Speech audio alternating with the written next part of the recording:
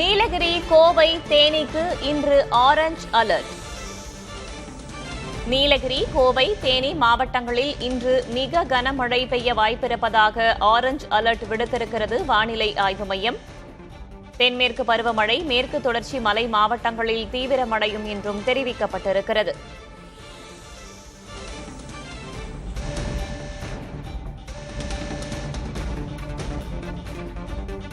திண்டுக்கல் மற்றும் திருப்பூர் மாவட்டங்களில் இன்று கனமழை பெய்யக்கூடும் என்றும் தெரிவிக்கப்பட்டிருக்கிறது. நீலகிரி, கோவை, தேனி ஆகிய மேற்கு தொடர்ச்சி மலையை ஒட்டியிருக்கக்கூடிய மாவட்டங்களில் இன்று மிக கனமழை பெய்ய வாய்ப்பிருப்பதாக சென்னை வானிலை ஆய்வு மையம் தெரிவித்திருக்கிறது. அண்மை செய்தியாக பார்க்கிறோம்.